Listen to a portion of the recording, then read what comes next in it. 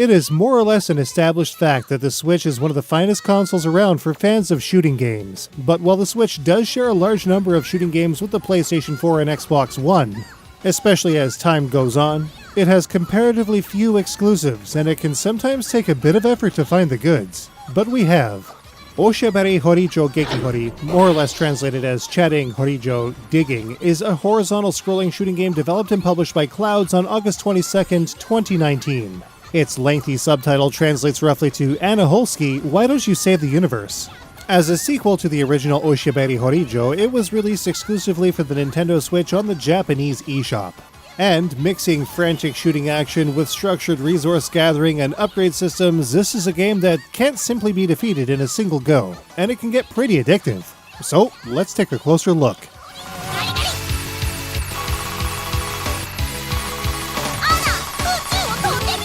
To get the appeal of this game, we need to take a brief look at a non-shmup. The original Oshaberi Horijo was a fairly laid-back digging game almost identically similar to titles like Super Motherload. Players dig deeper into the earth in progressively deeper stages to collect rarer minerals to sell for upgrades. Players have to start small, but over time they will be able to go deeper for longer to collect more minerals worth more per unit. All the while, players will complete various missions as both a means of gain completion and to earn more cash. It's fun, if just a little mindless. Gekihori takes this basic concept and wraps a competent Yoko widescreen shmup around it. The viewpoint and game progression is all new though. Players move Anna Holsky around the screen using either the left analog stick or the D-pad. This game features true analog control, allowing players to fine-tune their movement rate depending on how far the stick is tilted. As always, D-pad control is either all or nothing, if that's the player's thing.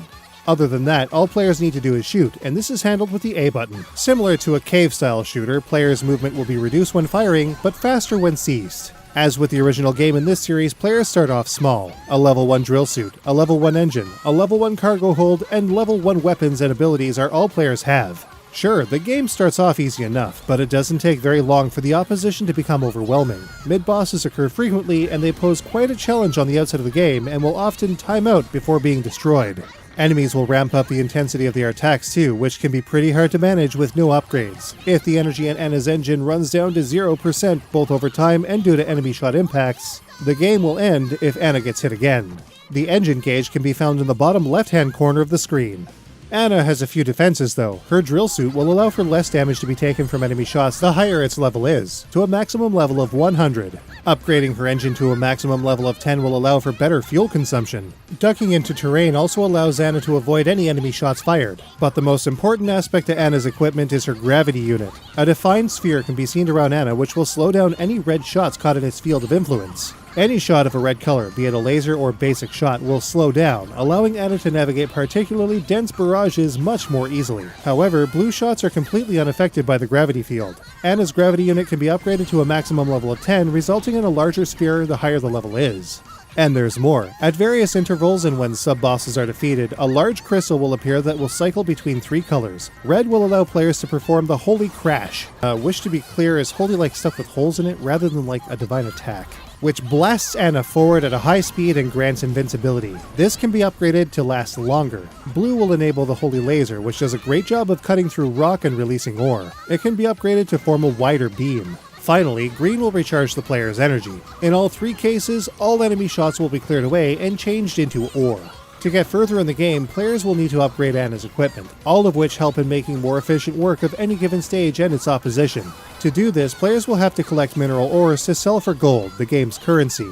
Anna's sphere of gravitational pull will draw any ore that's been released through either enemy destruction or through mining. Well, we say mining for lack of a better word anyway. There will be several sections of Earth in any given area that will have various bits of collectible material placed throughout it, even in space. We'll just call those bits asteroids, why not?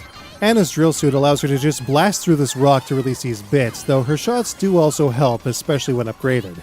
At the beginning of the game, coal is all that's going to be available, but eventually players will find iron, silver, gold, sapphires, emeralds, rubies, diamonds, and much, much more. The later in the game these materials are collected, the more they will obviously be worth when sold. All of this is picked up and collected as cargo, and held in Anna's cargo compartment found in the bottom right-hand corner of the screen. Anna can only hold so much cargo at a time though. At first, only 3,000 grams, or about 5 pounds, can be collected before no more can be obtained. But Anna's cargo hold can be upgraded to a maximum level of 100 to hold 300 kilograms, almost a third of a metric ton of space ore.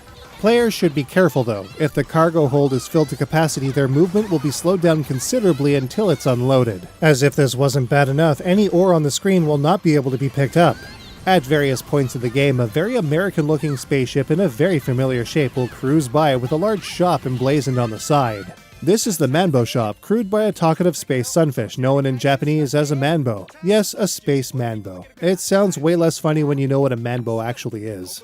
At any rate, it is here where players can convert cargo into cold, hard cash to spend on upgrading Anna's capabilities. How players choose to upgrade Anna's stuff is limited to 3 randomly selected items when the Manbo shop is reached. However, the shop can sometimes be easy to miss, especially with a reduced movement rate due to a full cargo hold. Thankfully, if the player misses or fails to reach the shop and ends up losing their energy and forced back home, their cargo will still be converted to gold at game over, to be carried over to the next playthrough.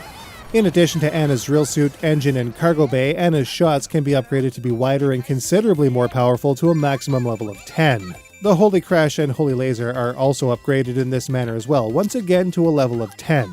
Players can also add meteor bits, small space cats that will follow Anna in a style not unlike the formation options in Gradius 3. However, their shots will change direction based on Anna's movement, allowing players to be pretty flexible with regards to how they are able to strike at enemies. Up to 4 can be obtained. Not surprisingly, maxing out Anna's capabilities will probably take a decent chunk of time to fully realize, which means that some grinding is obviously going to be required. But wait, hold on. Don't click away, hear us out, because for once this is actually a pretty fun grindathon. Well, okay, grindathon makes it sound bad, but what I mean is, thanks to the game's overall structure and general fun factor, players will surely want to see how far they can get on minimal upgrades. Given its overall structure, it's no surprise that Gekihori is only a one-player... Eh? It's a 2-player game. Well, geez, hold on. Dang! I'm gonna need you for this one. Oh, this is 2-player? Okay, let's go then. At any time, a second player can press the A button on their controller to join the phrase Meteor, Anna's cat-like alien companion. Meteor has a simple shot that is not only much less wide than Anna's, but also unable to be upgraded. His movement is more or less identical, with a slower rate when firing and faster when not. Meteor is able to collect any ore that appears on the screen, adding to the overall score of the run in question. Energy or special abilities that appear can also be nabbed, but they will always apply to Anna when collected. Meteor is also invincible, and getting hit will not affect Anna's energy levels. This allows for the player controlling Meteor to shield players from super-powered attacks while Anna plugs away at more troublesome foes and bosses. Like Anna, Meteor will stop shooting briefly when hit, but cannot clear additional bullets during his invincible recovery frames. Given his invincibility, if Anna loses all of her energy, the game will still end with Meteor on the screen. Meteor is also unable to enter the Manbo shop. All in all though, it's a pretty fun mode. It allows for less skilled players to lend a helping hand, but its asymmetrical nature means that a more skilled player will probably feel left out. Oshyaberi Horijo Gekihori takes place over the course of 24 areas. Among these areas are 5 main planets: Juicy, Ocean, Crystal, Potarian, and a final fiery asteroid that feature large-scale bosses. A final 25th area is accessible if players can clear the entire game from the very beginning in one go, resulting in a true last boss encounter. In each of these areas, the player's progress is represented by a small meteor running along a planet to a checkered flag at the bottom of the screen. Each area also has a number of phases, which are tallied up as the game progresses. Players are also given a small warning at the top of the screen indicating what kind of enemies or terrain are incoming. These are all in Japanese though, so a bit of reading skill will be needed to register what's coming due to how brief they actually are. Players will have a very easy time getting through the game on normal when powered up, but more modes open up when the previous difficulties are cleared. Hard will definitely give the player a run for their money even with extensive upgrades, and the ultimate Gekihori mode will test players even with the full loadout. The TLB fight is a much more involved, super intense boss rush just before the ultimate final encounter. As such, any mode can be cleared by continuing from the last area that players made it to, but they can only be fully completed when the TLB is defeated on any of the selected modes. There are even in-game achievements that add even more replay to the game, giving players a 100% completion goal for Gekihori's collection feature, which we'll look at a bit later. Basically, there's a lot to play in this game, and it's all kinds of fun. The short of the long of all of this is that Oshyaberi Horijo Gekihori is a game that really clicked and gelled with us. It's both engaging and relaxing. It's both easy and hard. It offers a ton of rewarding gameplay, and it also has a pretty addictive scoring mechanic under the hood.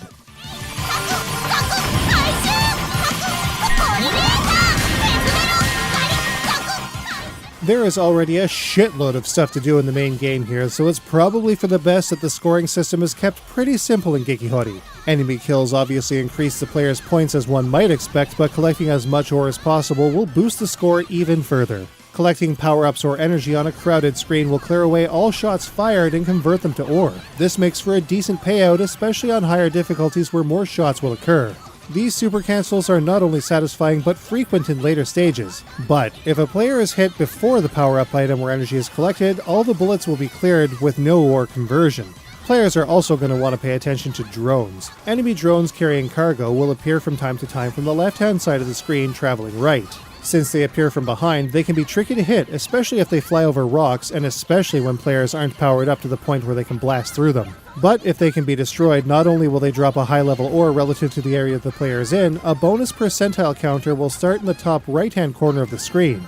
The higher this bonus percentile is, the more ore will appear when enemies are defeated or when ore is mined out of the ground. So if a 50% bonus is in play and an enemy normally drops 4 bits of ore, the player will instead get 6 bits. The bonus can be increased well beyond 100%, but if a drone is missed, the bonus is nullified and will need to be built up again. Furthermore, players will get a higher bonus increase per drone based on difficulty. Normal grants an extra 10% per drone, hard an extra 20%, and Gekihori an extra 30% bonus. With all of this in mind, players should also keep an eye out for the Clouds Play logo. When the Clouds item is collected, a solid wall of high-level ore will appear that does a great job of boosting the player's pointage, especially with a high percentile bonus. Bosses are also a great source for a ton of ore when the bonus is in play, frequently resulting in a multi-hundred ore drop even early in the game. The biggest scores might actually only be obtainable in 2-player games though, thanks mostly to the increased ore collection that Meteor affords. Unfortunately, there is no online leaderboard to Gekihori, though the screenshot function on the Switch is an easy way to post a score to Twitter or a forum of the player's choice.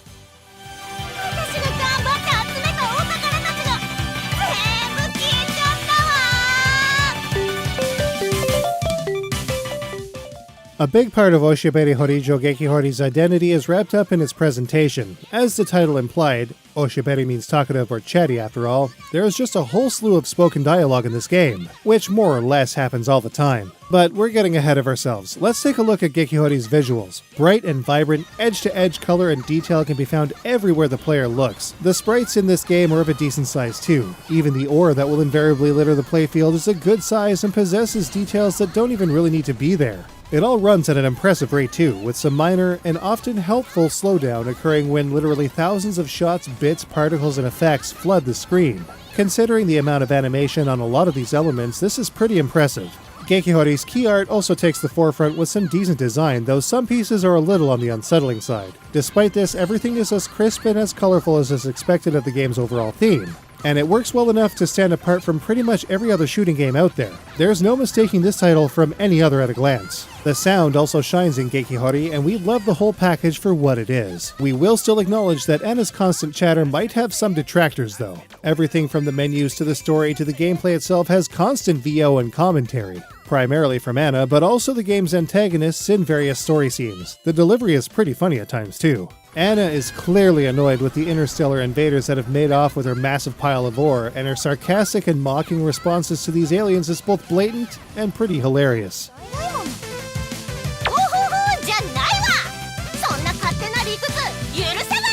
One aspect of Gekihori's sound that can't be argued with is in its music. This game is packed with standout tunes for every single stage in the game. It's one of those rare OSTs that we really hope is available for sale somewhere. Less great are the sound effects, which for the most part are actually still very good.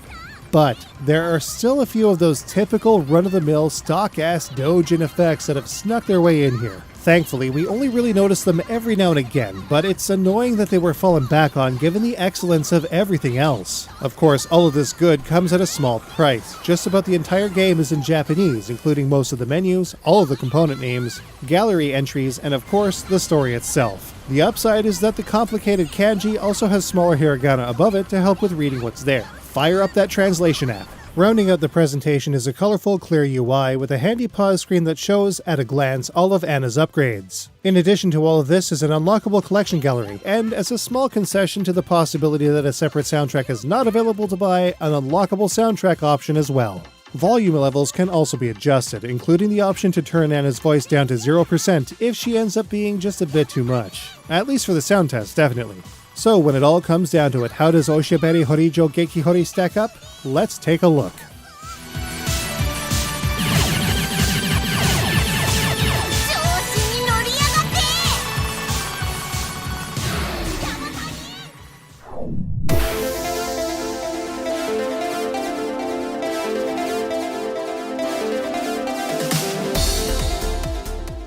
The control in Gekihori is definitely good, but Anna can really book around the screen, so collisions will happen with regularity. Mastering the analog control will take a bit of getting used to, but it's solid overall. With regards to challenge, certain modes will be harder than others regardless of the upgrades Anna has, but the challenge overall, especially when everything is maxed out, is somewhat lower than a lot of other shooters. But with that said, this isn't a game that's meant to be completed immediately. It will take a decent amount of time to get to a point where the final encounter can be cleared on the highest difficulty in one go. All of the visuals in Gekihori are large and clear. The amount of color and the general design of the characters is also mostly great, with a few iffy images here or there. The sound is equally fantastic, with an amazing soundtrack and decent, if constant, VO. Some of the stock Dojin effects have found their way in though, which is a bit of a disappointment. For a game that requires a heightened level of grinding, this sure is a fun game. Didn't really dig it in Skyforce, but it works extremely well here thanks to the fast-paced, ultra-vibrant gameplay that Gekihori features. Oshyaberi Horijo Gekihori weighs in at 1,200 yen on the Japanese eShop, round about $12. For its price, this is one title that offers an excellent value, but bear in mind that yen cards often come at a premium when purchased outside of Japan. I saw someone out there posting score after score on Twitter sometime in 2019, and I knew even then that I needed to check this game out. Having set up a Japanese account to get the DLC for the Jejamaru collection, it was the perfect opportunity to grab Gekihori, and it was definitely worth it. This is a game that does nearly everything right, though objectively certain aspects might be minorly irritating to some. Regardless, Oshyaberi Horijo Gekihori gets a 4.75 out of 5. You can download a copy of Oshyaberi Horijo Gekihori from the Japanese Nintendo eShop for 1,200 yen. That was something else, but there's even more incoming, including new physical Switch releases, NES reissues, the PC Engine Mini, fresh PC shmups, and more. See you all in the next episode. Be sure to like, comment, and of course, subscribe. We finally got a copy of Hyperduel for the Sega Saturn, and we'll be reviewing it once we hit 10,000 subscribers.